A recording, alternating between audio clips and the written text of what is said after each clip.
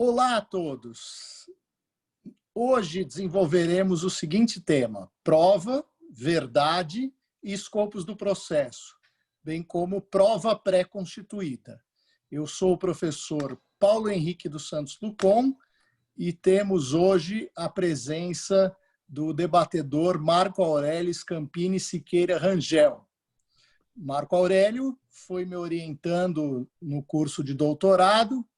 Recentemente apresentou a sua tese sobre provas no direito no processo eleitoral e hoje debateremos esse tema que é bem interessante porque é interdisciplinar, trata de outras áreas do conhecimento, além do direito processual. Então, quero então desejar a todos um excelente debate, faremos aqui numa forma de debate, juntamente com o Marco Rangel, e acho que a primeira questão que surge, não é, Marco, é essa, que é dizer que, retomando as discussões iniciadas no nosso encontro anterior, que foi justamente a exposição sobre o conceito de prova, temos que perguntar aqui qual é a relação entre prova e verdade. E aí vale a pena a gente reprisar uma ideia de Alvin Goldman, segundo a qual a verdade não é um fim meramente possível ou eventual do processo, mas necessário. Não é? Então, nesse livro aqui, publicado em Oxford, Knowledge in a Social World. Então, nós temos aqui a primeira discussão, né, Marcos, sobre esse tema, e aí vale a pena a gente pensar aqui, colocarmos os dois aqui para pensarmos o que é essa verdade no processo.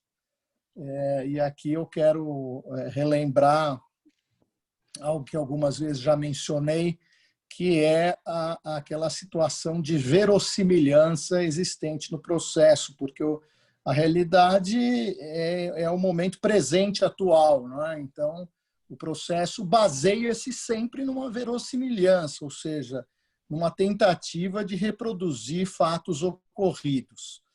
Então, essa ideia até consta do livro de um processualista conhecido pelos mais antigos, professor Ovídio Batista, que inclusive será homenageado nas jornadas brasileiras de 2021, saber o que é verossimilhança. Verossimilhança, se nós pensarmos em termos de processo, o processo sempre é um espelho de uma verdade que ocorreu. Evidentemente que eu não estou aqui me referindo à verossimilhança enquanto grau de cognição, enquanto exame de cognição do ponto de vista vertical, não é? Que é aquele exame vertical, o conhecido livro do professor Kazuo Watanabe, da cognição no processo civil, ao tratar da cognição do ponto de vista vertical, fala da verossimilhança como um exame, eu não diria nem de probabilidade, mas um exame de veracidade das alegações, não é? De verossimilhança.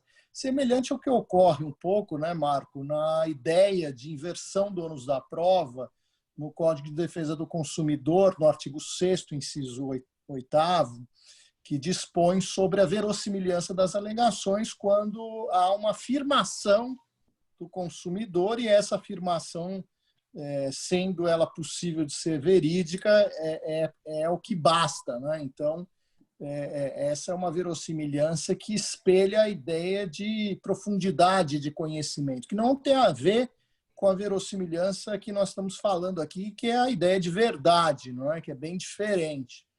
Não é? Quando a gente pensa nos planos de cognição do ponto de vista vertical, tem essa ideia da verossimilhança, que é a chamada cognição superficial, típica do juízo empregado na concessão de liminares, não é?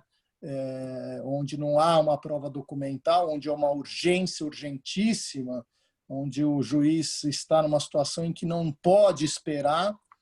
e em outras situações, quando eu tenho uma cognição sumária, que é voltada para uma probabilidade, não é? E aí vale a pena a gente lembrar um pouco das ideias de Niccolo Framerino de Malatesta, não é? Que colocava a probabilidade como um conceito ligado à psicologia, não? Porque a probabilidade está voltada a um estado psicológico decorrente da preponderância ou prevalência de determinadas afirmações em detrimento a informações divergentes àquela realidade apresentada. E aí se fala que esse seria o juízo típico existente na tutela provisória, não é? Que é fundada num juízo de probabilidade. E já teríamos numa cognição mais profunda a cognição exauriente, que é aquela cognição feita a partir de uma decisão com aptidão de se tornar definitiva, como uma decisão interlocutória de mérito ou uma sentença de mérito. E aí temos ainda, lembrando um pouco dos ensinamentos de Chiovenda, de Giuseppe Chiovenda, nas suas instituições de direito processual civil, um livro raro, mas que tem na biblioteca. Na realidade, é uma tradução do italiano Istituzione di Diritto Processuale Civile, e essa tradução, é interessante lembrar disso, que a tradução brasileira, Marco, tem as notas de Enrico Túlio Liebmann, né? Então, aqui uma curiosidade, que não tem isso na edição italiana, porque Liebmann, fugindo da guerra, acabou fazendo um grupo que formou a Escola Processual São Paulo, que era um grupo de estudos aqui, como a gente está fazendo agora nesse bate-papo, né, Marco, de tentar nos aprofundar aí no estudo do processo civil.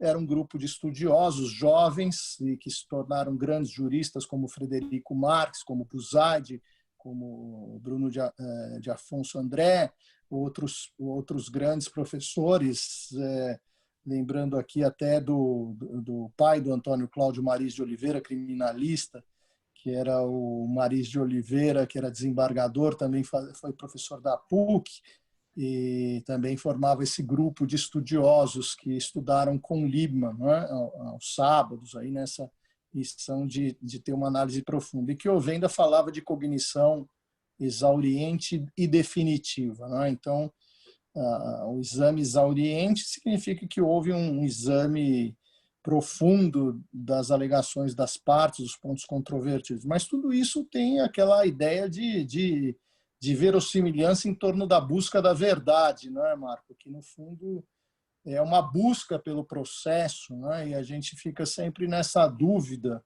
não é? Em que medida conhecemos os fatos, não é? Com um grau maior ou menor de disponibilidade, dependendo dos valores que estão em jogo, mas o processo civil atual está buscando a verdade. O que você acha, Marco? Está mesmo buscando a verdade? Ou você acha que tem aí um grau de disponibilidade e aí os juízes mais aplicam as regras de distribuição do ônus da prova? O que você acha disso, de uma tendência, falando de tendências de processo civil, né? Então, a impressão que fica hoje, e aí trazendo mesmo para essa pergunta que a gente começou aqui para recapitular alguns pontos que a gente tinha falado na última discussão, a verdade ela é evidentemente um norte, né? Uma diretriz, uma direção até a qual, né, no sentido dela, que deve o juiz e todo o processo se desenvolver. No processo civil, e a gente até também vai ter a oportunidade de falar isso em uns momentos mais para frente, mas no processo civil havia uma ideia, né, que eu acho que é a ideia que o professor Lucon se refere, como não havendo a necessidade de uma busca tão dedicada, né, e um papel tão ativo do magistrado e do juiz no processo de busca pela verdade. E isso, numa visão de segurança, um processo todo regrado, em que as partes tenham previsibilidade, elas tenham controle, uma vez que no processo civil supostamente só se discute interesse daquelas partes ali, daqueles sujeitos que estão ali, faria algum sentido. Só que com o tempo o processo civil foi evoluindo, E a gente falando aqui em tendência, trazendo então essa ideia que o professor sugeriu aqui, há uma tendência de se entender o processo como algo um pouco maior, indo além exclusivamente do interesse e dos interesses materiais e patrimoniais exclusivos das partes. Hoje, tentando trazer para a realidade o que a gente vê, se não há um resultado prático, se não há uma consequência prática ali de uma postura mais ativa de todos os magistrados, de todos os processos, e uma consequência ainda efetiva dessa mudança de percepção, há, no mínimo, mais possibilidades e mais caminhos para que as partes, através de seus advogados, consigam buscar essa efetivação e essa busca desse maior grau de verossimilhança nas decisões que são proferidas. Como o professor colocou, a verdade ela ficou lá no passado. Ela ficou em algum momento, quando os fatos ocorreram, o que se busca aqui é uma aproximação. Essa aproximação você vai ter mais ou menos instrumentos para conseguir chegar, né, num grau ali de verossimilhança e de uma cognição mais precisa e mais adequada sobre os fatos. Mas isso depende tanto do papel da atuação das partes quanto da atuação do juiz. E cada vez mais, me parece, ainda é um processo em evolução, ainda é uma tendência, mas me parece que há espaço para uma postura um pouco mais proativa do magistrado, para um exercício maior das partes ali, como a gente também vai ver, a gente já comentou no encontro passado e vai ter a oportunidade também de falar mais à frente, das partes buscarem caminhos e mecanismos para poder fazer a construção dessas provas, que ao fim e ao cabo vão buscar uma reconstrução dos fatos da forma mais próxima e mais precisa possível ao qual eles ocorreram no momento passado, né, ao qual se refere o processo. Então, eu acredito, sim, eu acho que a gente ainda tem muito para se desenvolver, eu acho que o processo ainda tem muito para evoluir, mas certamente a gente está num caminho, e já é um processo civil diferente de um processo de 20 anos atrás, em que essas regras e essas posturas, e o papel de cada um dos envolvidos era mais consolidado. Eu acho que agora a gente tem um pouco mais de dinamicidade, flexibilidade, e o que contribui para uma maior verossimilhança das decisões ali, uma busca, uma aproximação maior da verdade no processo. É engraçado que quando a gente pensa em busca na verdade, a gente vê que a postura dos julgadores é bem diferente dependendo do bem da vida que está sendo julgado, né?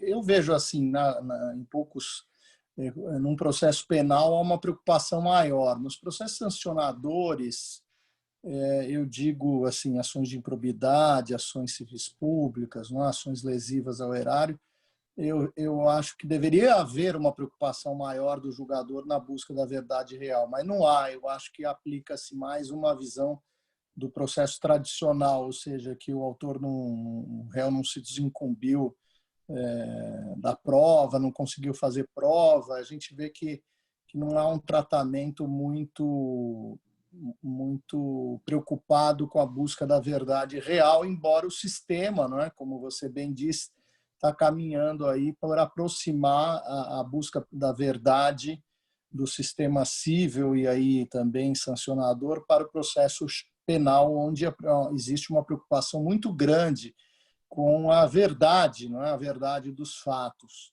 e não simplesmente aplicar a regra de julgamento, que é a regra de encerramento de ônus da prova, se o réu fez prova de fatos impeditivos, modificativos ou extintivos, né?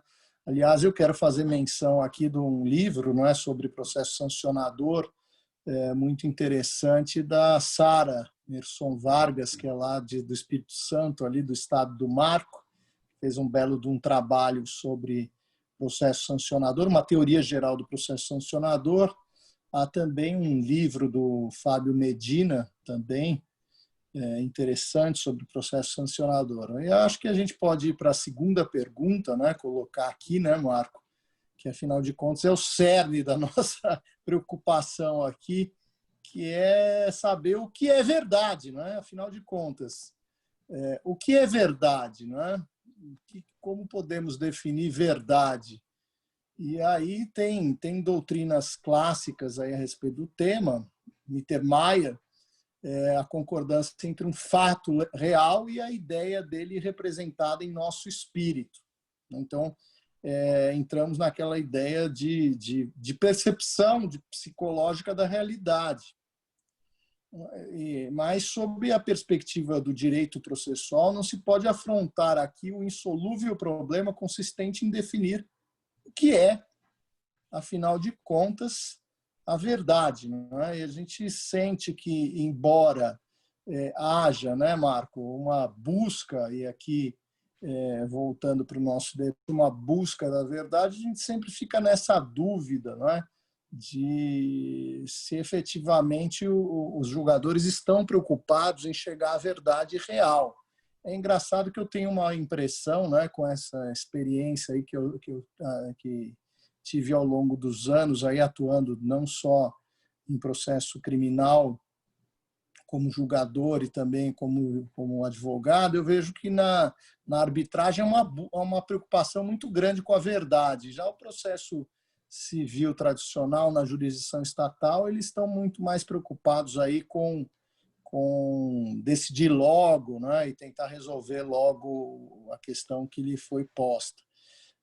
Eu me preocupo um pouco com esse assodamento, principalmente nesses processos restritivos de direitos, como acontecem nas ações de improbidade administrativa, onde há um reflexo na vida do cidadão, ele se torna inelegível, ou seja, perde a capacidade eleitoral passiva, né? E aí precisamos realmente ter um cuidado maior, mas a prática eu tenho visto que não tem muito essa preocupação, e até em se definir, os tribunais superiores não têm essa preocupação de se definir certos estándares probatórios no que diz respeito à improbidade administrativa, muitas vezes recusando a análise, deixando a análise para os tribunais, as cortes de segundo grau, para se analisar simplesmente os fatos e não admitindo aí o reexame de fatos, quando não se trata de reexaminar os fatos, mas de se estabelecer o enquadramento daqueles fatos incontroversos com os ditames legais, né? Então, justamente fazer a aplicação do fato à norma, né? Na visão ali do tradicional de Miguel Reale, da visão tridimensional do direito, que é justamente estabelecer um valor em cima de fatos já aprovados, aplicando a lei ao caso concreto, para utilizar de uma expressão que eu vendiana, né? Então, a verdade fica sempre essa busca pela verdade no processo com a reconstrução dos fatos, né? E essa reconstrução tem que ser a mais fiel possível. E aí entra uma questão que nós já tratamos na nossa exposição anterior, né, que você participou, que é justamente a garantia do direito à prova, né, a inserção constitucional do direito à prova, que é importante e fundamental quando se alega, por exemplo, o cerceamento de defesa, que pode ocorrer também em relação ao demandante. Cerceamento de defesa está ligada à ideia de violação ao direito à prova, que pode acontecer tanto para o demandante, para o autor, quanto para o demandado, para o réu, né? Então, sim, eu não sei se você pensa assim. Eu vejo assim que há mais uma... Hoje em dia, no processo, tem havido com os novos estudos, e sua tese de doutorado é bem prova disso, uma preocupação em relação à prova, que não tinha antes, né? A gente vê mais estudos sobre prova no direito da common law, e em alguns países, né, de tradição romano-germânica, principalmente aqueles países ligados à tradição espanhola, né? E aí falamos da Espanha e também alguns países da Iberoamérica, como o Peru, que há uma preocupação aí com o estudo do direito probatório, onde os nossos ouvintes aí poderão estudar com mais profundidade essa questão atinente aí ao direito probatório. Não sei se você, nas suas pesquisas, percebeu isso também, né, Marco? De ter um estudo mais profundo nesses países, né? Sim, sim. O que ocorre, a impressão que me dá é que o tema da prova, especialmente esses aspectos mais teóricos, quando a gente começa a discutir conceito de verdade, esses aspectos eles são deixados de lado no direito brasileiro, ou ao mínimo eram deixados de lado no direito brasileiro durante muito tempo, talvez em razão da realidade que se impõe. Como o senhor colocou, muitas vezes os tribunais estão abarrotados, e aí a gente só consegue encontrar uma atividade, um trabalho mais dedicado em ramos mais estruturados, como é o caso da justiça arbitral. Agora, quando a gente vai para a realidade, até mesmo para quem está ouvindo a gente aqui, para quem está acompanhando esses debates, a pessoa pode, às vezes, se perguntar, olha, qual é a relevância de uma discussão dessa? Qual é a pertinência de se discutir dentro de processo verdade? E essa relevância, ela se justifica e ela fica evidente quando a gente faz essa análise dos estudos em direito comparado. Quando a gente vai, por exemplo, para o direito anglo-saxão, e a gente vai para o direito americano, direito inglês, a gente tem professores, tem diversos estudiosos, a professora Susan Haack, por exemplo, no Evidence Matters dela, que reúne uma coletânea de artigos ali, e ela discute com bastante afinco a questão. Se você for buscar também, aí o professor citou a Espanha, lá em Girona, Universidade de Girona, onde tinha diversos estudos ligados a esses aspectos, tanto aspectos não estritamente processuais, aspectos ligados a uma questão mais de formação de convencimento do magistrado, elementos psicológicos da compreensão da verdade, quanto a discussões mais filosóficas mesmo, como essa proposição aqui, que a gente já assumiu desde um primeiro momento que o processo civil não dá conta de resolver, que é o conceito de verdade. O mais importante que tem para mim de tudo isso é entender a verdade como um valor buscado pelo processo. O conceito propriamente dito, e aí, parafraseando aqui a professora Susan Haack, a verdade ela está lá, quer você queira ou não, e quer a gente conceitue ou não. Ela ocorreu em algum momento e a gente vai tentar criar os mecanismos e utilizar os mecanismos mais apropriados para poder chegar próximo dela. Mas qual é o conceito específico, se a gente vai adotar, sei lá, o conceito tradicional de Mittermeier, ou conceitos mais filosóficos, ou entrar em discussões sobre modernidade líquida e ausência de verdade, para citar Bauman e todos os outros filósofos que a gente poderia citar aqui, esses aspectos são um pouco menos relevantes para o processo do que a compreensão de que a verdade é um valor importante, é um valor relevante e é um valor que tem que ser buscado pelos juízes, pelas partes.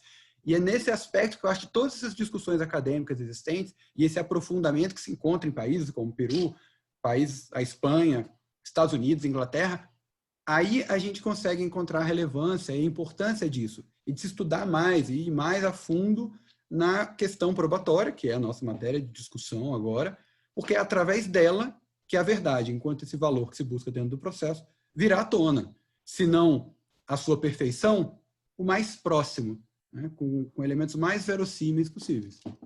É interessante que você citou o Bauman aí da modernidade líquida, né? E quando a gente pensa em direito eleitoral, entra o tema da fake news, né? Que é um problema muito delicado, né? Hoje a gente está vivenciando uma enxurrada de fake news e aí o processo precisa atender essa necessidade de pelo menos afastar situações de dano, né? Então entra aquela velha discussão entre liberdade de informação, liberdade de imprensa e os danos provocados por uma notícia falsa, né? Como conjugar esses valores, né, no processo. Então, no eleitoral, a gente vê muito aquela ideia de tutelas provisórias, não é? Ou mesmo tutelas digamos, definitivas, mas que remontam à remoção do ilícito de imediato, não é? Então, diante de uma situação de clara fake news, é possível, então, se pleitear ao judiciário uma medida imediata para que uma determinada inverdade saia, porque aquela situação que acontece depois que a notícia está propagada, né, fica reconstruir os fatos é algo que acaba não gerando qualquer benefício à parte que foi lesada, né? Há inclusive um amigo que foi professor lá na Pontifícia Universidade Católica, o Dr. Antônio Carlos Mendes, que é um grande eleitoralista, e ele escreveu na tese de doutorado dele, foi sobre o direito de resposta, né? E eu perguntei a ele para que serviu o direito de resposta. E ele falou, olha, Lucon, não serve para nada, porque depois que o mal está feito, né, o direito de resposta você só eterniza o fato desfavorável, porque quem não viu a primeira notícia vai ver a segunda e vai procurar saber o que aconteceu. Tem muito a ver com essa situação hoje, onde se verifica uma propagação muito rápida das fake news, e aí uma necessidade de uma resposta imediata com a remoção, porque muitas vezes uma tutela meramente ressarcitória de nada vai adiantar. Então é preciso que haja uma tutela ou preventiva, ou às vezes uma tutela imediata, né? Processos sumários aí com cognição exauriente, mas que remova aquele conteúdo dito lesivo, né? Então, é importante que tenhamos essa dimensão ao se colocar essa ideia de liberdade da imprensa paralelamente a notícias absolutamente inverídicas, não é? E que acabam provocando danos irreversíveis em relação a uma determinada pessoa física ou jurídica, não é? Então, esse é um detalhe que nós precisamos pensar, porque se de um lado reconstruir os fatos é importante, de outro lado tem esse aspecto, né? Então, vem essa pergunta sobre a reconstrução dos fatos, acho que vem essa pergunta à mente, não é, Marco? Vale a pena a gente se aprofundar nisso, que é justamente saber se a reconstrução perfeita da verdade dos fatos é condição indispensável para a consecução dos objetivos do processo. E aí, sem dúvida, né, afirmar que a verdade pode ser alcançada por meio do processo judicial não quer dizer, em momento algum, que o processo deve buscá-la indefinidamente a todo custo. Nem tampouco que o processo somente se completa quando a retratação exata dos fatos, como narrados pelas partes, se confirma ou é cabalmente refutada. Então, fica essa pergunta aqui no ar, né? O processo tem, né, Marco, por finalidade a reconstrução dos fatos, para saber quem tem razão e quem não tem, mas a gente tem que lembrar também esse aspecto que você bem lembrou da modernidade líquida, né? Que faz com que o processo tenha que se adaptar ou se adequar às necessidades atuais, e principalmente no momento tão célere que nós temos de propagação das decisões, das notícias e notícias falsas, e muitas vezes notícias incompletas. E o que a gente vê é que, se de um lado o Supremo Tribunal Federal, ao declarar inconstitucional uma série de dispositivos da lei de imprensa, colocou a indenização como um remédio aí para essas notícias falsas, de outro, acaba gerando esse tipo de problema, né? Eu queria até ouvi-lo aí sobre o que você pensa sobre esses aspectos relativos a fake news, a essas notícias, a essa tendência a notícias muito rápidas e com essa modernidade líquida do ouvir dizer, né, que a gente tem visto tanto e tem causado tantos danos a uma infinidade de pessoas. A realidade, o processo, ele vai ter um papel nesse momento agora, ele vai ter uma grande dificuldade, talvez melhor dizendo, de se adaptar a essa nova realidade. Basta imaginar que nós, essa realidade, esse universo, então, de fake news se impôs a gente nos últimos anos, de uma maneira muito rápida e repentina, e mesmo os mais jovens enfrentam dificuldades para poder conseguir identificar o que é e o que não é. E aqui não haveria momento melhor para a gente estar discutindo o que é verdade, esses conceitos mais abstratos.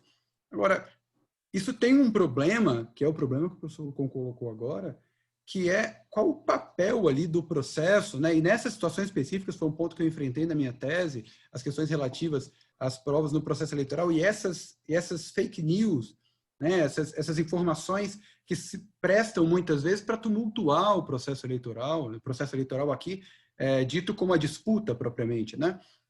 Então, essas às vezes são lançadas informações que têm como objetivo, e aí são vários os exemplos que a gente poderia citar, de informações lançadas em momentos oportunos, né? Em algumas cidades aqui, acho que não cumpre citar especificamente, mas há eleições municipais que foram diretamente afetadas, ou potencialmente afetadas, para dizer o mínimo, por notícias lançadas às vésperas, eventualmente, de um turno de eleição, que acabaram gerando consequências práticas. E como é que o processo pode, né, qual é o papel do processo nesse momento, né? Qual a dificuldade que a gente tem enquanto mecanismo que demanda segurança, previsibilidade, tem como também inibir esse tipo de prática, né? Coisas e situações, a gente vai ver, por exemplo, um mecanismo ao final desse nosso encontro aqui para tentar, no mínimo, congelar esses fatos, que também são ainda na linha da modernidade líquida, não só são incertos, não só dificultam a apuração e a verificação se se trata ou não de verdade, como também são efêmeros. Então, esses fatos que ocorrem por muitas vezes duram 1, 2, 3 horas, dependendo de uma postagem numa rede social, fica 24 horas disponível, ou mesmo a pessoa que postou retira do ar imediatamente depois, mas um prejuízo já foi causado, um dano já ocorreu. Tudo isso gera dificuldades e desafios, não só para o processo enquanto procedimento, enquanto conjunto de regras, mas também para os aplicadores, para os advogados, os futuros advogados, eventualmente, e os já atuantes que vão ter que encontrar mecanismos para solucionar as situações. Certamente o professor se deparou várias vezes na sua carreira com, especialmente, notadamente no ramo eleitoral, com situações que havia ali uma clara difamação, eventualmente, de um candidato, com alguma fake news, algum fato controverso ali que não caberia essa divulgação, e isso gera prejuízos práticos. Só o ressarcimento, como o professor colocou muito bem, tem a finalidade de indenizar um dano e um prejuízo já causado, mas o que se busca idealmente é que não se chegue a esse momento, né? Que a gente não chegue ao momento de concretizar talvez um prejuízo que, por mais que possa ser financeiramente ressarcido, nunca se retornará completamente ao status quo ante. Então, eu acho que esse é um desafio grande que a gente tem, um desafio grande que o processo tem, e, no mínimo, para que a gente consiga esses mecanismos, para que a gente consiga essas medidas mesmo de abstenção ou de suspensão de certa atividade ilícita, de uma mensagem postada numa rede social, que a gente consiga uma liminar para tirar ela, a gente vai precisar lançar a mão de todos os mecanismos de prova e todos os instrumentos probatórios que a gente tem em disponibilidade. E cada vez mais essa área do processo civil vai se desenvolvendo para que a gente consiga atingir e consiga atender a essas demandas que surgem. A dificuldade de se fazer uma prova, por vezes, que surge mesmo desses meios efêmeros de redes sociais, né, e mensageiros, né, digitais, aí, tudo. Isso tudo é bastante complicado, e eu acho que é um desafio para a gente. As outras gerações certamente enfrentaram vários desafios no desenvolvimento de questões de ordem processual. Acho que esse é um dos grandes desafios aí do processo, a questão da prova. Eu me lembro, quando eu estava no eleitoral, judicando, né, nós tivemos um caso em que determinamos a remoção do ilícito ali, de pronto, não é? Uma determinada postagem insinuava, fazia discussões aí, trazia discussões a respeito da orientação sexual de um determinado candidato, com claro propósito de atingi-lo, né? Perante uma parcela do eleitorado mais conservadora, né? Então, aquilo claramente, não precisava nem fazer nenhuma atividade probatória, né? Então, era o caso de se remover. Outras situações aí que a gente vê hoje mais então, quando as questões eram claramente perceptíveis, fica fácil, né? Principalmente em propaganda eleitoral. Agora nós temos alguns fenômenos atuais com os quais temos que lidar, que é a utilização de máquinas reproduzindo notícias falsas, não é? Que isso é e às vezes notícias falsas que dependem de checagem, não é? E o mal é muito grande. Às vezes, às vésperas de uma eleição, isso pode gerar um grande prejuízo não digo ao candidato, mas ao próprio eleitor que acaba fazendo uma escolha viciada, que não faria aquela escolha. Então, isso é uma preocupação muito grande de uma análise rápida, né, daquilo que é da verdade. Né? E aí a gente fica naquela célebre discussão e pergunta, né? E aí vai uma pergunta aqui para nós, né, Marco, de distinguir verdade formal e verdade material. Né? Faz sentido estabelecer uma distinção entre a verdade formal e a verdade material? Não é? Então, aquela distinção que se fazia, é importante salientar aqui, que no passado se falava que o processo civil se contentava com a verdade meramente formal, aquilo que constava dos autos, sem uma iniciativa probatória do magistrado.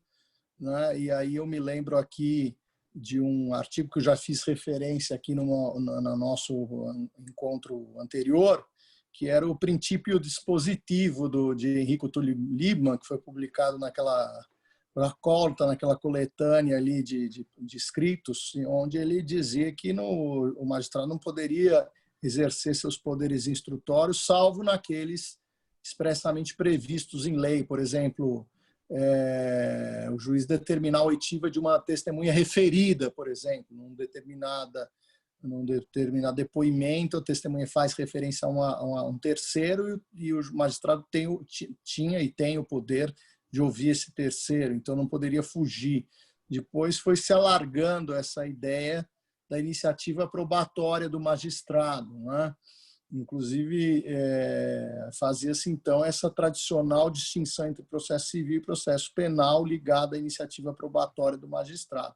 Vale a pena citar aqui este acórdão relatado pela ministra Fátima Nancy Andrighi, integrante da terceira turma do Superior Tribunal de Justiça, com mais de 20 anos de judicatura no Supremo Tribunal Federal, um exemplo de magistrada. E lá era um julgamento de agravo em recurso especial, se discutia a iniciativa probatória do juiz. E era uma perícia determinada de ofício pelo julgador, e neste acórdão a turma, à unanimidade, acompanhando aqui a relatoria da ministra Nancy Andrighi, entendeu por admitir a iniciativa probatória do magistrado com uma mitigação do princípio da demanda. É preciso tomar um certo cuidado com isso que está escrito aqui, mitigação do princípio da demanda, porque é preciso distinguir aqui para os nossos ouvintes a diferença entre princípio da demanda, que é o princípio de se dar início a um processo, né, Marco, com o princípio dispositivo, que diz respeito à possibilidade de o juiz tomar iniciativas probatórias. Então, com todo respeito aqui ao acórdão, seria a mitigação ao princípio dispositivo, né? E aqui ele cita precedentes, então está dito aqui que o juízo ordinário, o juízo de cognição ordinário, o juízo de primeiro grau e segundo de jurisdição, sem violação ao princípio, aqui corrigindo rectius, né? Princípio dispositivo, podem determinar provas que lhe aproverem a fim de firmar seu juízo de livre convicção motivado, conforme dispõe o artigo 130 do CPC, aqui é CPC de 73, né? É um acórdão de 2005, mas aqui vale mencionar que foi reconhecida a iniciativa probatória do magistrado em busca da verdade real, a realização de provas de ofício amplíssima, porque é feito no interesse público de efetividade da justiça. E aqui, né, Marco, vale a pena nós nos aprofundarmos um pouco sobre essa questão da iniciativa probatória do magistrado, né? É engraçado que no processo penal essa questão vem sendo revisitada. Há um trabalho, a dissertação de mestrado do professor José Roberto Bedá, que fala de poderes instrutórios do juiz, onde ele defende a iniciativa probatória do magistrado, né? Desde que, evidentemente, esteja no contexto litigioso estabelecido entre as partes, não pode ser alguma coisa de o magistrado determinar uma prova de ouvir dizer, né? né? Então, sem qualquer debate nos autos. Mas é importante a gente traçar essa diferenciação, né, Marco, entre a iniciativa probatória do juiz no penal, no cível e também no cível no processo sancionatório, né? Porque no processo penal não se vê com bons olhos a iniciativa probatória do magistrado. Se vê como uma perda da imparcialidade, porque o magistrado passa digamos, a estar vinculado com o resultado da prova. Então, ele defere a perícia, mas já sabe qual o resultado, estaria lá propenso a julgar de uma determinada forma em função da determinação de ofício que tomou, né? O mesmo valendo para os processos sancionadores, desde que sempre partindo dessa premissa da iniciativa ex officio do magistrado na produção de provas. Já no processo civil não é tanto, né? Mas é engraçado, né? Vale a pena eu falar isso novamente, que na arbitragem eu vejo muito mais um exercício de poderes instrutórios do julgador do que no processo civil estatal, né? Do que comparativamente. Na arbitragem, eu vejo que os árbitros estão, digamos, deitando e rolando com as iniciativas probatórias. E já no processo civil estatal, isso não acontece tanto. Eu não sei qual a sua percepção em relação à iniciativa probatória do magistrado, Marco, mas vale a pena a gente entrar nesse detalhe, porque é um tema engraçado que tinha como algo assim, quase como uma verdade, né, da iniciativa probatória, digamos assim, há uma evolução histórica do Instituto, não é uma visão do processo civil tradicional, representada nesse artigo de Liebman aqui, que é princípio dispositivo de Liebman, até vou buscar aqui depois, que falava da impossibilidade de iniciativa probatória do magistrado, para depois caminhar para uma iniciativa para poderes instrutórios, aí, com uma ideia mais moderna na Itália, de Luigi Paulo Comolli, depois aqui no Brasil, Bedak, Dinamarca, instrumentalidade do processo, e depois agora um retorno a essa, digamos, a esse papel menos ativo do juiz na iniciativa do campo probatório. Eu queria te ouvir um pouco a respeito. Eu vou pegar aqui na biblioteca esse artigo de Liebman, que vale a pena que a gente resgatar aqui, só para mostrar para os nossos ouvintes aqui, né? Sim, claro. O interessante da questão relativa à iniciativa probatória, e como o professor colocou, há uma evolução dessa matéria e dessa discussão ao longo dos anos. Acho que, como tudo em processo civil, tudo no direito, de modo geral, sempre um início, e aí uma ideia de que o juiz não poderia tomar qualquer iniciativa, pois a imparcialidade dele estaria viciada.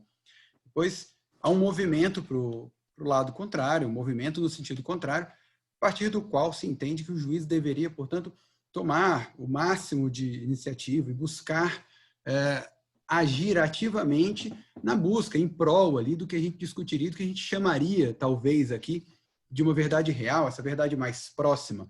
Né? Expressões que hoje acabam tendo um peso semântico e um peso na sua utilização ligado, usualmente, a essa associação, a ideia de distinção entre uma verdade procurada, buscada pelo processo penal e outra pelo processo civil, que hoje, à medida que o tempo vai evoluindo, se entende que o processo civil, por muitas vezes também, defende e tutela interesses tão ou mais relevantes do que interesses existentes no direito processual penal. Os processos civis sancionatórios, o professor já mencionou aqui algumas vezes, também são âmbitos e são espaços em que há tutela de valores relevantíssimos. Eu, para puxar um pouco a sardinha novamente para minha tese, eu poderia dizer que dentro do processo eleitoral, isso defendo abertamente na tese, há a necessidade de se buscar o máximo de aproximação da verdade, e aí usando aqui a expressão que a gente está discutindo, uma verdade real, se a gente pode dizer assim, na medida que os valores tutelados ali são os valores dos mais relevantes possíveis, que é o que eu chamo de devido processo legal eleitoral. Então, essa distinção que havia tradicionalmente entre processo penal e processo civil, ela foi deixada para trás, até mesmo com a evolução das discussões sobre a iniciativa probatória do juiz dentro do processo civil. Até faço menção aqui a uma outra orientando do professor, né, já aí, a professora Trícia Cabral, que tem um artigo escrito, foi orientando em pós-doc, né, que tem um artigo escrito sobre a atividade instrutória do juiz, ela enquanto juíza lá no Espírito Santo, e que nesse artigo ela faz até uma menção interessante sobre essa discussão que outros autores também trazem, mas ela traz isso com bastante atenção, sobre o fato de a iniciativa probatória do juiz, acho que esse é um ponto, talvez, para todos que estão ouvindo a gente pensarem e refletirem sobre isso, sobre a iniciativa probatória do juiz necessariamente macular a sua imparcialidade. Ela diz que quando o juiz determina uma prova, como eu falei, esse é um ponto que já foi trazido em outras oportunidades por outros autores, quando o juiz determina uma prova, ele não sabe necessariamente o resultado dessa prova. E isso, durante muito tempo, esse argumento foi utilizado para poder ampliar esses poderes do juiz, né, evolutivamente ali, na medida em que, se o juiz não sabe o que vai vir de uma prova pericial, uma prova testemunhal, pode ser que aquele resultado convença ele em sentido contrário. Mas, por outro lado, há aqueles que discutem, que levantam o fato de que a busca do juiz por um determinado elemento de formação de sua convicção talvez o comprometa e ligue, associe ele com a tentativa de um resultado, como acontece com investigadores. Por isso que há essa distinção entre o órgão de investigação e o órgão julgador. Tudo isso é um equilíbrio que se precisa buscar e que hoje, como o professor colocou muito bem, vem sendo alcançado gradativamente com o aperfeiçoamento dessas posições mais por hora, no sentido de juiz não poderia atuar de qualquer maneira nesse sentido, e outra que, às vezes, por vezes, poderia gerar uma defesa muito efusiva dos poderes instrutórios do juiz. Aqui, só lembrando, aqui o livro que eu fiz referência, esse Problemi del Processo Civile, e aqui o primeiro artigo de Liebman é aqui, olha, Fundamento del Princípio Dispositivo. Então, aqui, esse artigo é de 1960 e o livro é uma coletânea de 62, tem na biblioteca lá da Faculdade de Direito da Universidade de São Paulo. O livro do professor Bedak, aqui, Poderes Instrutórios do Juiz, né? E aqui um livro também de outro professor da faculdade, aqui o José Carlos Batista Poli, que fala dos poderes do juiz e as reformas do processo também, são temas correlatos, né? E aí vale a pena a gente entrar, né, nessa questão aqui dessa relação entre os limites processuais da atividade probatória, né? E aí vem para a pergunta importante aqui para a nossa discussão: ainda é possível traçar uma relação entre os limites processuais da atividade probatória e a verdade alcançável no bojo de uma relação jurídica processual? Então, veja, aqui nós estamos falando aqui de atividade, né? Então, como qualquer atividade, meio de investigação voltado à reconstrução de fatos, de eventos ocorridos no passado, existem, evidentemente, limites naturais que se impõem à instrução probatória realizada em um processo judicial, né? Então, existem limites aí de 3 características, né? Um limite temporal, um limite relativo aos sujeitos parciais do processo e um limite até normativo, não é? Então, em relação ao tempo, chamado tempo inimigo aí de Carnelucci, o breve lapso temporal ao qual a atividade probatória está circunscrita. É um problema delicado no penal, né? Que é feito o inquérito, se apura a prova, mas aquela prova não serve porque não foi feita em contraditório, depois tem que refazer a prova, e aí na hora de refazer a prova não sai idêntica àquilo que está na fase inicial, né? Isso é um problema sério que ainda acontece hoje. Depois tem a questão relativa à participação das partes, que eu salientei aqui, né? Que interessadas em assegurar seu êxito no feito não se dedicam necessariamente à reconstrução dos fatos tal qual eles ocorreram, né? Então, aquela atividade que ela está da parte interessada em obtenção do êxito, e aí ou para negar uma determinada proposição baseada em fatos ou confirmar uma determinada proposição. E aí vale a pena aqui, né, ler esse livro, um clássico, né, Marco, do Mirjan Damaska, Epistemologia e Regulação Legal da Prova, e que fala do direito, probabilidade e risco.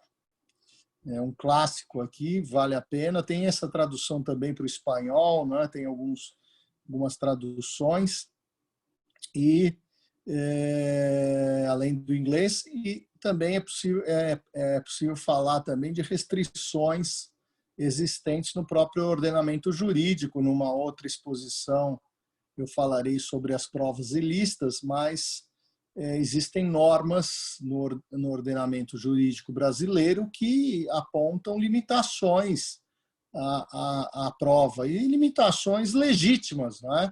Que é a limitação às chamadas provas ilícitas, e que volta e meia, né, sempre acaba chegando no Supremo Tribunal Federal, né? E aqui, né, Marco, vale a pena a gente mencionar, quando fala de provas ilícitas, os escritos da professora Ada Pellegrini Grinover, a saudosa professora Ada Pellegrini Grinover. Vale a pena lembrar desses estudos importantes. Houve uma dedicação muito grande ao longo da sua vida sobre as provas ilícitas, né?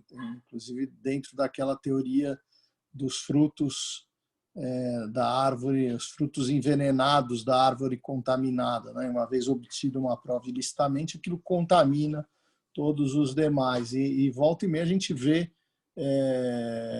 algumas novas teorias que procuram rechaçar essa teoria para, evidentemente, fazer valer provas obtidas a partir de uma prova ilícita, né? Então, essa questão da contaminação, que tem a ver muito com as garantias constitucionais, com o Estado democrático de direito, que precisam ser sempre lembradas, mas num futuro próximo nós vamos entrar nesse ponto aí com mais cuidado, né? E aí vale a pena a gente pensar aqui na participação das partes, né, Marco? Que nem sempre quer dizer, uma das partes não está interessada na verdade, né?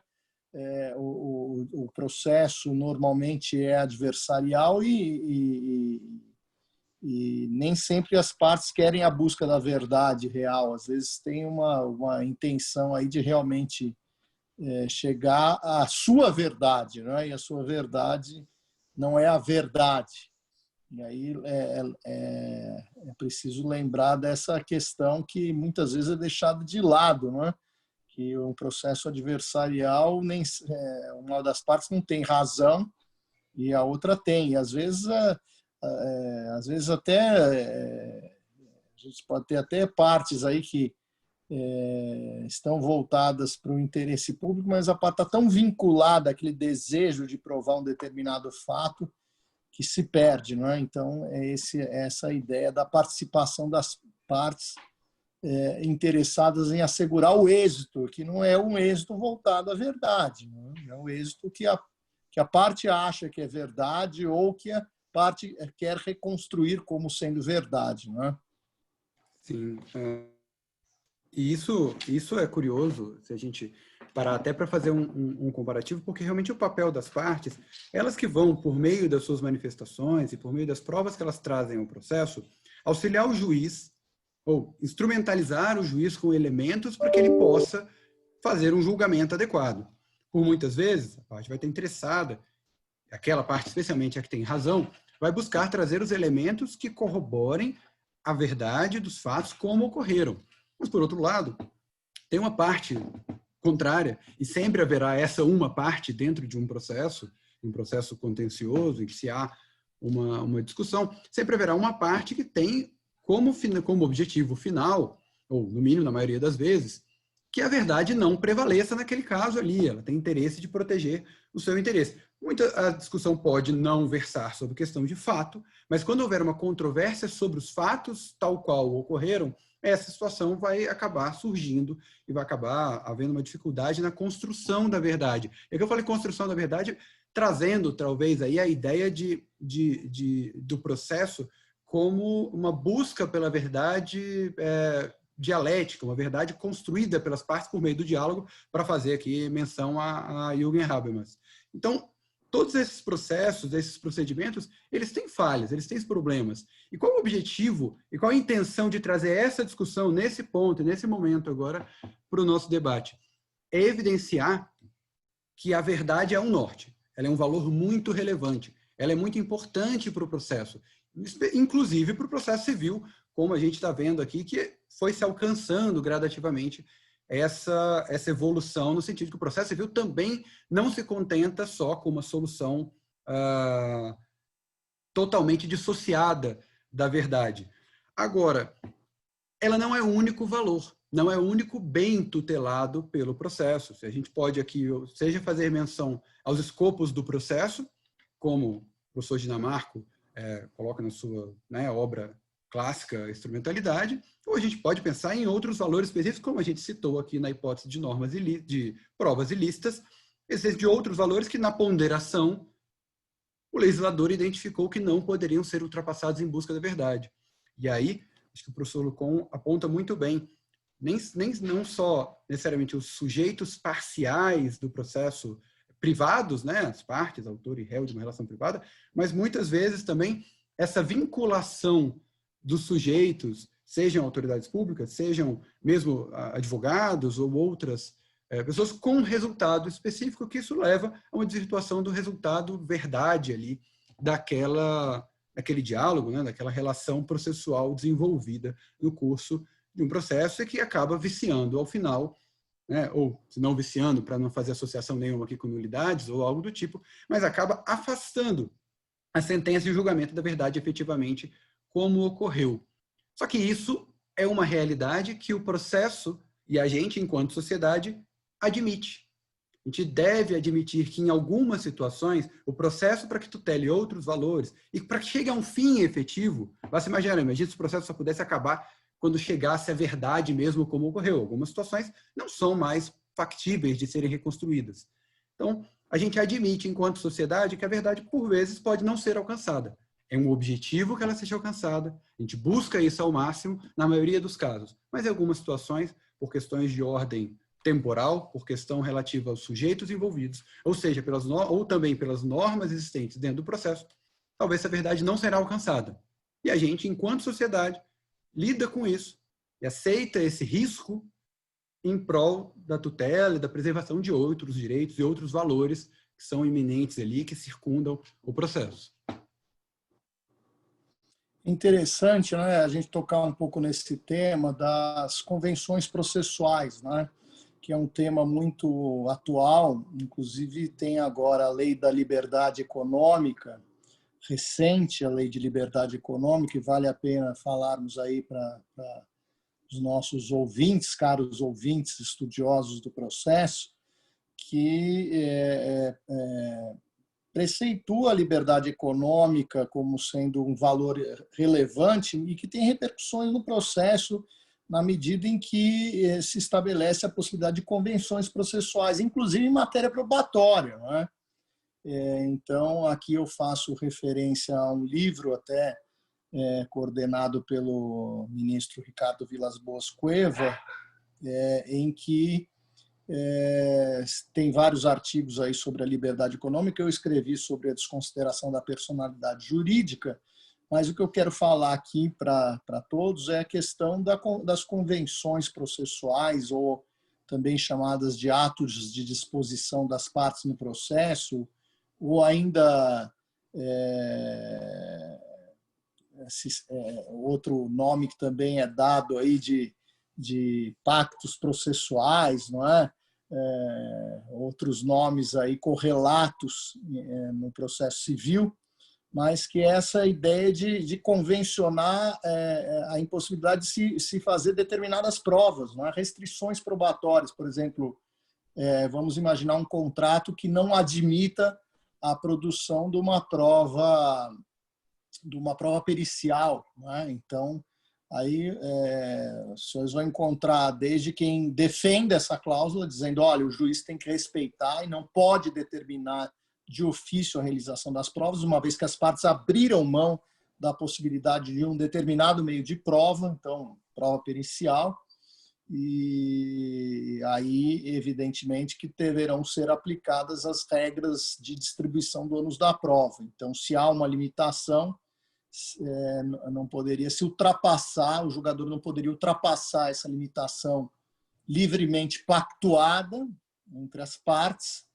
e não poderia determinar a realização dessa prova de ofício. Até cito aqui o trabalho de professor Antônio do Passo Cabral sobre convenções processuais e também o trabalho da própria Trícia Navarro, que foi me orientanda de pós-doutorado, juíza lá no Estado do Espírito Santo, e agora está trabalhando no Supremo Tribunal Federal, auxiliando a presidência, e ela escreveu sobre essa liberdade no processo e que tem a ver também com a produção de provas. E quero citar também o trabalho de um orientando meu, Giovanni Ravagnani, que foi publicado agora na Convenção Henrico Túlio Libman, sobre convenções processuais em matéria probatória. E aí a conclusão que ele chegou é que o juiz não tem que respeitar aquilo que foi livremente pactuado, que tem a ver com o fortalecimento das posições contratuais, com o pacta sunt servanda, e aí entra essa impossibilidade de modificação das cláusulas contratuais. E é muito interessante a gente tratar desse tema, porque tem o contraponto, né, Marco, que agora, em decorrência da pandemia, nós estamos discutindo até agora essa questão de reanálise contratual, não é? Da cláusula rebus sic stantibus, do caso fortuito da força maior, da onerosidade excessiva, não é? E aqui justamente no sentido diametralmente contrário de determinar essa observância dos contratos, inclusive de contratos que estabeleçam regras a respeito do procedimento. Não é interessante lembrar disso. Evidentemente que quando nós temos interesses em jogo que são públicos, que há um interesse público primário, né? Por exemplo, aí, legitimidade das eleições, como no processo eleitoral, não há de se falar em convenções processuais em matéria probatória, nem tampouco quando se está diante de direitos indisponíveis, mas vale a pena aqui a gente pensar nisso quando nós estamos diante de casos em que há discussão de direitos disponíveis sobre restrições no campo probatório, né? Então, tenderia a dizer que haveria uma necessidade de observância por parte dos julgadores ou dos árbitros quando o direito fosse disponível. Então, além dessa bibliografia referida, eu queria também citar aqui um artigo publicado na Revista de Processo, do professor Leonardo Greco, do Rio de Janeiro, sobre que o tema é atos de disposição processual, né? Também vale a pena conferir este artigo. Não sei se você quer fazer alguma consideração sobre esse tema, Marco, mas é um tema que eu falei, bom, deixa eu tratar aqui, porque vale a pena a gente falar um pouquinho sobre esse novo tema que tem despertado tanta curiosidade por parte dos novos estudiosos de processo. Sim, certamente as convenções processuais entre as partes e os negócios jurídicos processuais, eles ganharam uma ênfase, e o senhor citou uma obra que foi aí publicada há poucos anos do professor Antônio do Passo Cabral, e que levantou novamente essa discussão, e dada a alteração e a ênfase dada pelo novo Código de Processo Civil aos negócios jurídicos, surgiram discussões dessa natureza, como qual o limite de que as partes podem dispor sobre algo, e acho que esse é o grande contraponto com relação à atividade instrutória do juiz, sobre algo que é uma prerrogativa e são poderes do juiz, poderes do Estado, da condução do processo. Mas é que certamente, para me posicionar e não ficar também só trazendo posições diversas, devo acompanhar aí totalmente o Giovanni na defesa dele, porque certamente, se as partes podem dispor, né, aquela ideia de quem pode mais, pode menos, se as partes podem dispor sobre aspectos, inclusive, mais relevantes sobre o próprio direito material tutelado ali ao fim, em se observados os requisitos para a realização, previstos no Código, para a realização de um negócio jurídico processual, é uma razão para que se imponha uma limitação e que se imponha uma restrição a esse tipo de tratativa, esse tipo de acordo, que por vezes pode ter uma justificativa de ordem prática, questão de ordem temporal, a prova pericial, por exemplo, demoraria muito, seria muito custosa. As partes simplesmente abrem mão daquilo, buscam outros elementos de prova para poder auxiliar na formação do convencimento do juiz e deixam, ao fim, para o ônus da prova, se for a hipótese de não se alcançar um convencimento e for necessário julgar por insuficiência probatória com relação a uma das partes não ter se descumbido do seu ônus. Então, nesse sentido, e aí é interessante trazer esse momento agora, que é esse momento de pandemia, que isso sempre que há momentos de turbulência, como é o momento atual, isso também, quem já atuava na advocacia ou no direito em 2008, passou também pelo mesmo evento, né, quando teve uma crise muito aguda na época, que gerou essas discussões também sobre cumprimento de contratos e de acordos, necessidade de relativizações. Tudo isso é um ajuste fino, necessidade de se identificar em que situação há a preponderância dos interesses privados, como parece ser de um processo que verse sobre direitos patrimoniais disponíveis entre sujeitos capazes, né, com cláusulas lícitas, e situações em que há um interesse primário, público, coletivo ou mesmo indisponível, que aí, nesse caso, a gente deveria se atentar mesmo à preservação desse interesse, que aí, nesse caso, sobressaria-se a vontade das partes, né? Não poderiam dispor sobre tal matéria. Mas, certamente, esse é um aspecto bastante interessante, assim, que a discussão ainda tem muito para desenvolver e ainda vai ser objeto de muitos debates no processo. Agora vamos passar para outro tema, né, Marco, que eu acho que vale a pena a gente se aprofundar, que é a prova pré-constituída, né, que é o tema também relevante dessa exposição de hoje, que parte dessa ideia de que, dada a existência de limitações processuais e até limitações temporais, as provas pré-constituídas exercem importante papel na reconstrução dos fatos controvertidos. E aí vem aquela pergunta, o que se entende por prova pré-constituída? Não é? Então, vale citar aqui o trabalho de titularidade do professor Flávio Archel, que se chama Antecipação da Prova sem o requisito da urgência e direito autônomo à prova. E aí, ele entende que a prova pré-constituída é toda a prova formada fora do processo cujo objeto é a declaração do direito, podendo ela ser produzida pelas próprias partes extrajudicialmente ou no âmbito do Poder Judiciário por iniciativa dos interessados. Né?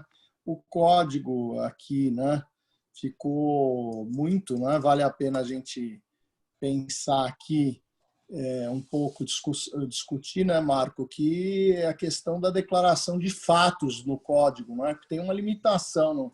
O código foge um pouco de declaração de fatos, admite a declaração na falsidade de assinatura, no incidente de falsidade documental, né, declarações aí sobre fatos, mas normalmente a declaração incide sobre a existência ou inexistência de uma relação jurídica de direito material.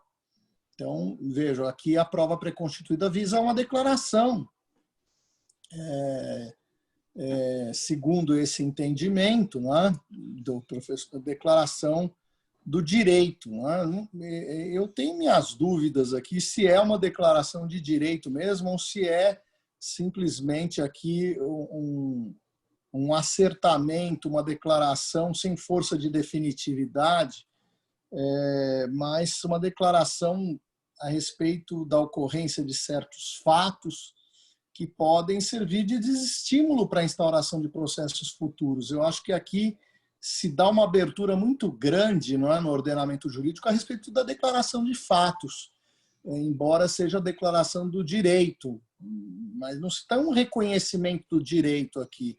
mas a declaração de que certos fatos ocorreram de determinada forma com vistas a a obtenção de uma determinada consequência jurídica que não ocorre essa consequência jurídica na chamada antecipação da prova, que se declara simplesmente a ocorrência ou não de um fato sem uma análise por parte do julgador a respeito das consequências jurídicas. Isso poderá vir a ser feito em outro processo.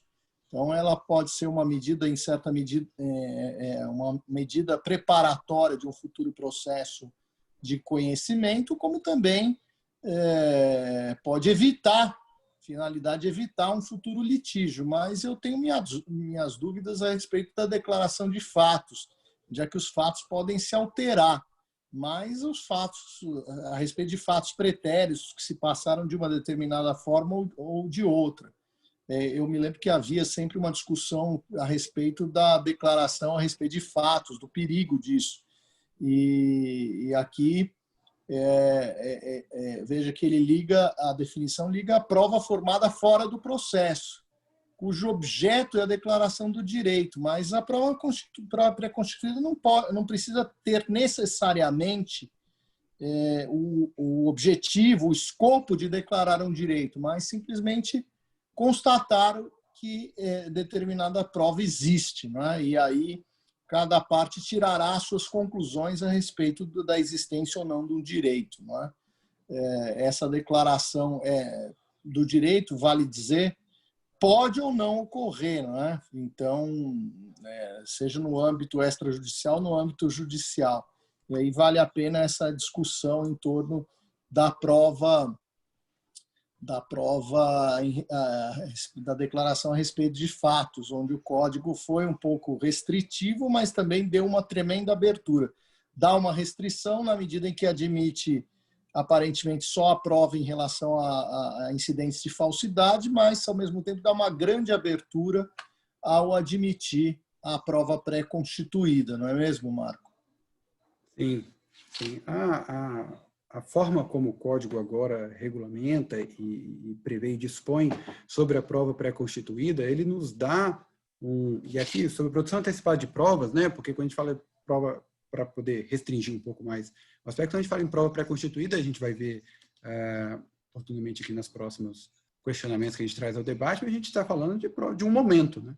A prova pré-constituída, ela diz respeito, então, única e exclusivamente a um momento, para aquela prova constituída antes de um determinado processo no qual se busca a tutela de um direito, no qual se busca a consecução daquele, a proteção daquele direito que se pretende discutir.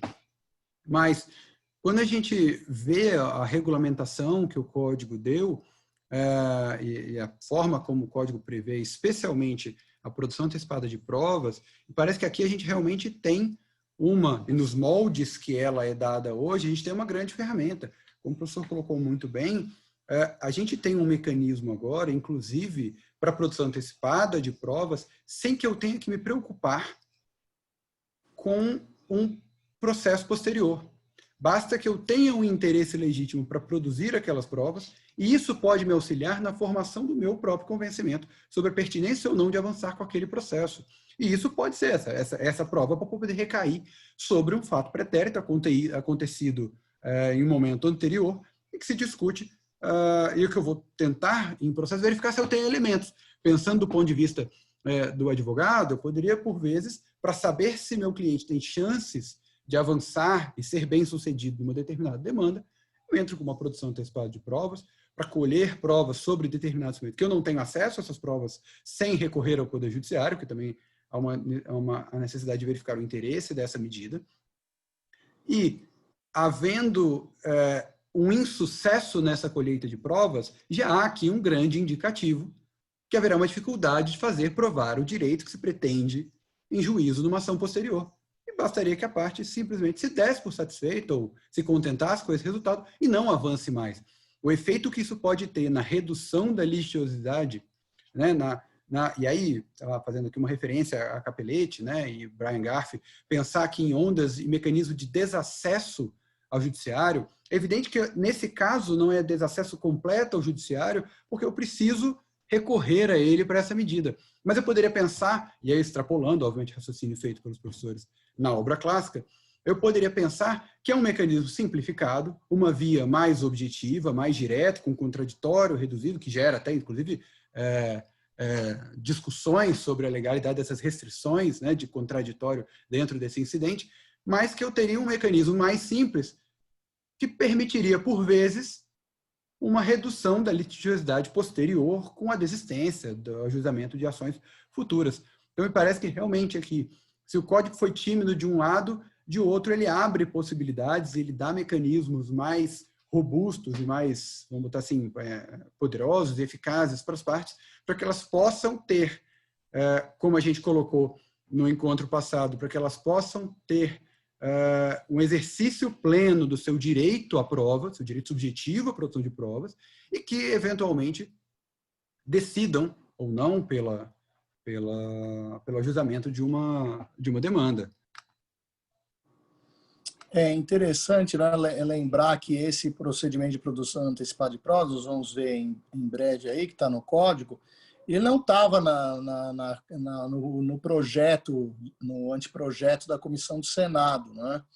Então, vale a pena aqui a gente relembrar que acabou sendo introduzido na Câmara dos Deputados essa ideia de quais são as provas pré-constituídas e a produção de prova antecipada, né? Então, quais são as provas pré-constituídas seria uma pergunta, e aí lembrar, primeiro, que não tem um rol taxativo, o rol é meramente exemplificativo, mas é evidente que dentro do código nós podemos analisar algumas provas pré-constituídas e que, evidentemente, é importante aí fazer um estudo profundo. O primeiro é a ata notarial, prevista no artigo 384 do Código de Processo Civil, é uma ata que evita, por exemplo, a produção de prova testemunhal, né? Então é muito comum isso nos Estados Unidos, por exemplo, as testemunhas deporem nos próprios escritórios de advocacia,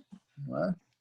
E aí aqui temos a ata notarial que pode comprovar fatos, por exemplo, a ocorrência de uma determinada assembleia, como outras situações, e provas colhidas no bojo de um inquérito civil também, constante do artigo 8º, parágrafo 1º da Lei da Ação Civil Pública, Lei 7347 de 85, que, embora tenha sido criado para sua utilização na ação civil pública, se mostra apto a ser utilizado para lastrear outros procedimentos do microsistema de processos coletivos.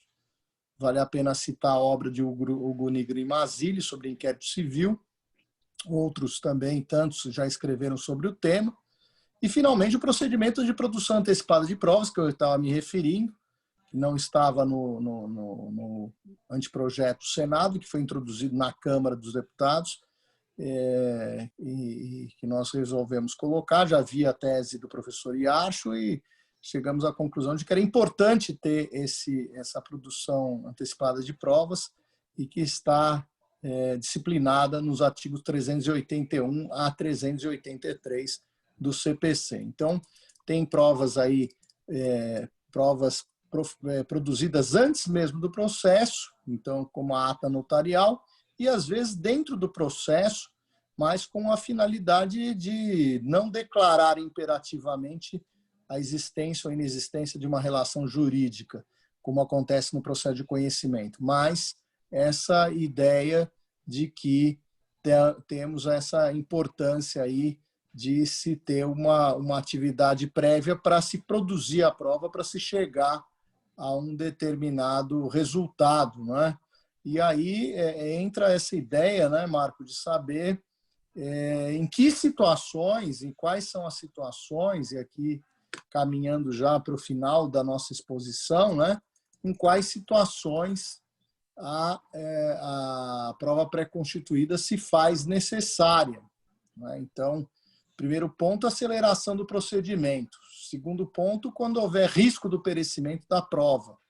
O terceiro, auxiliar a formação do convencimento dos legitimados para o ajuizamento da demanda. Então, há essa visão aí que ela se faz necessária, dentro da aceleração do procedimento e auxiliar a formação do convencimento. Mas também, né, serve para impedir, né, Marco, essa visão preventiva da produção da prova pré-constituída, de evitar futuros litígios, porque no fim do dia, não é, muitas vezes a definição a respeito da ocorrência ou não de um fato é suficiente para desmotivar uma das partes a litigar, não é, e tentar chegar a uma composição. Então, nessa onda renovatória de prestigiar métodos adequados de solução de conflitos, e a conciliação, a negociação e a mediação são exemplos claros desta verdadeira onda renovatória no processo civil, de se criar métodos que acabem sendo mais adequados para solucionar a essência do conflito. É evidente que a produção antecipada de provas é muito importante, porque tem por também esse objetivo de desmotivar litígios futuros, na medida em que já se reconhece desde logo a ocorrência ou não de um determinado fato que será importante para um futuro processo. Então, nós temos que pensar nessa ideia também de que a produção antecipada de provas sem o requisito da urgência pode se dar, é importante para se desmotivar a um futuro litígio que se dá às vezes ocorre há anos a fio.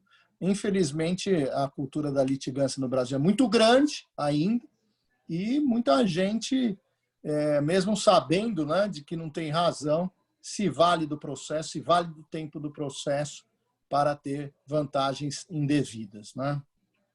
Então, não sei se você queria fazer alguma consideração sobre esse aspecto da produção antecipada de provas como um elemento importante para se evitar futuros litígios, né?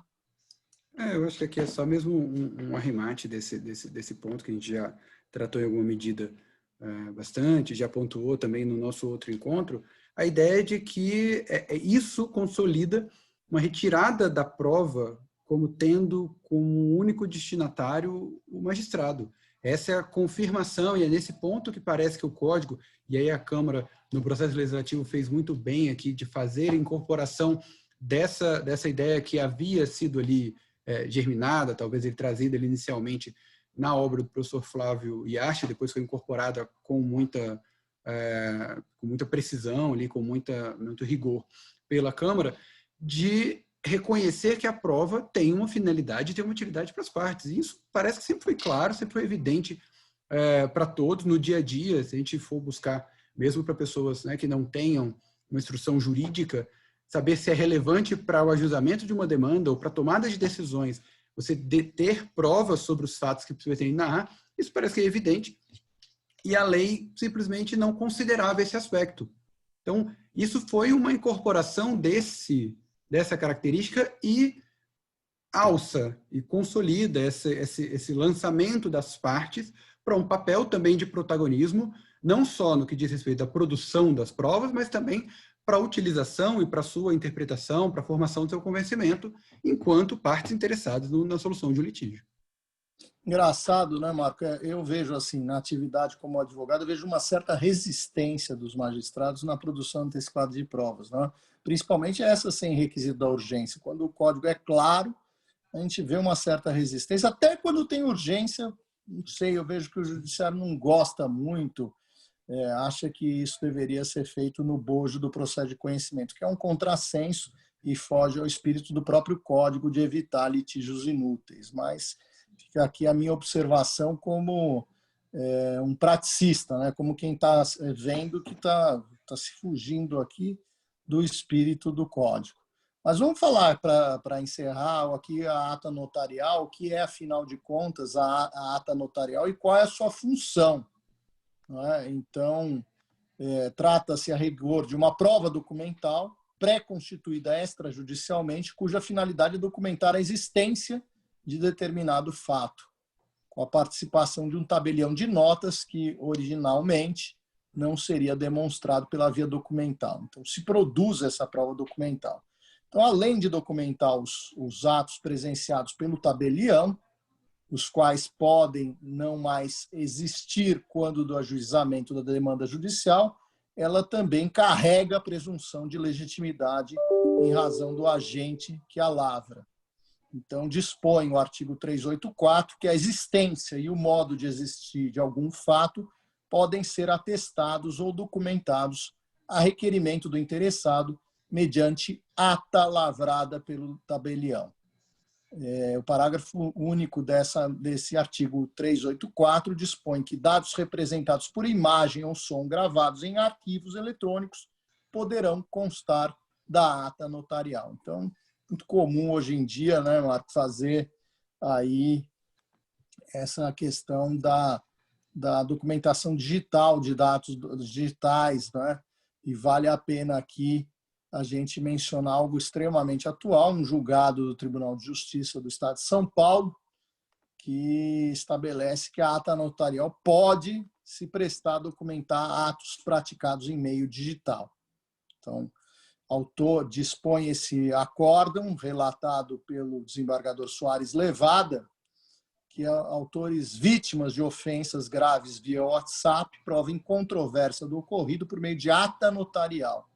REC, na qualidade de criadora do grupo no qual ocorreram as ofensas, poderia ter removido os autores das ofensas, mas não o fez, mostrando ainda ter se divertido com a situação por meio de emojis de sorrisos com os fatos. Vejo que situação complicada, né? Esses grupos de WhatsApp. Situação narrada como bullying, mas que se resolve simplesmente pelo artigo 186 do Código Civil. Danos morais fixados em valor moderado no total de R$3.000, R$1.000 por autor, porque a ré tinha apenas 15 anos na ocasião dos fatos. Servindo, então, a pena como advertência para o futuro e não como punição severa e desproporcional. Vejam só o que diz essa decisão. Então, é preciso tomar muito cuidado com o WhatsApp, hoje principalmente com os administradores de grupos, não é? E essas ofensas que acabam gerando aí essas situações de dano. Então, são situações absolutamente novas e que teremos cada vez mais situações como essa, principalmente no WhatsApp, que se tornou um meio de comunicação muito amplo, às vezes com grupos imensos, né? E eu fico até com receio, porque tem grupos dos quais eu faço parte que eu não consigo nem acompanhar a quantidade de mensagens, não sei se com os demais acontece. Eu fico pensando aqui se tem alguma desqualificação e eu perdi aqui, não é? A conversa e no final das contas a parte pode ser responsabilizada. Então é muito cuidado com a linguagem inadequada, com a linguagem desproporcional nos meios eletrônicos, com as imputações feitas aí lesivas à imagem de quem quer que seja. Então, por isso, é preciso tomar muito cuidado. O que é dito no processo judicial, é evidente que o advogado tem capacidade aí de alegar fatos ocorridos e é preciso aí fazer uma restrição em relação às manifestações feitas pelos advogados nos processos judiciais, né, Marco? E aí, evidente que se aplica aqui toda a disciplina sobre a litigância de má-fé, sobre a ética do advogado no processo, mas o advogado tem essa capacidade postulatória e tem liberdade para se comunicar. Agora, no que diz respeito ao WhatsApp, vocês vejam esse julgado que é importante. Eu acho que com isso nós conseguimos falar um pouco aí sobre verdade, não é? Sobre verossimilhança, sobre probabilidade, sobre prova inequívoca, que é a ideia de cognição exauriente, e também sobre essa prova pré-constituída prevista nos artigos 381 e seguintes, e aqui também sobre a ata notarial, né, Marco? Eu acho que conseguimos aí dar uma visão geral sobre esses temas, evidentemente que são temas extremamente profundos e que merecem um estudo vertical. Eu quero aqui agradecer ao Marco, não sei se o Marco quer fazer alguma consideração final. Não, só agradecer mesmo ao professor pelo debate, é sempre enriquecedor. E sugerir mesmo, é isso. Os temas são muito amplos, as discussões aqui poderiam se estender, cada uma delas, por 1h30, né, horas e 2, 3 horas aqui, mas a gente acho que uma boa qualidade também desses debates são as diversas sugestões bibliográficas, né? A possibilidade de rever aqui, eu recomendo fortemente a todos que assistem, que revejam, que se atentem às sugestões. Só nesse encontro que foram citados das inúmeras obras absolutamente relevantes, que vão permitir com quem tem interesse de se aprofundar em um ou outro aspecto da nossa discussão, tenha a possibilidade de estudar e buscar novas referências para um maior aprofundamento nessa discussão que é amplíssima. Quero agradecer mais uma vez a participação do Marco Rangel aqui. Muito obrigado a todos, fiquem bem e até o nosso próximo encontro. Até o próximo encontro.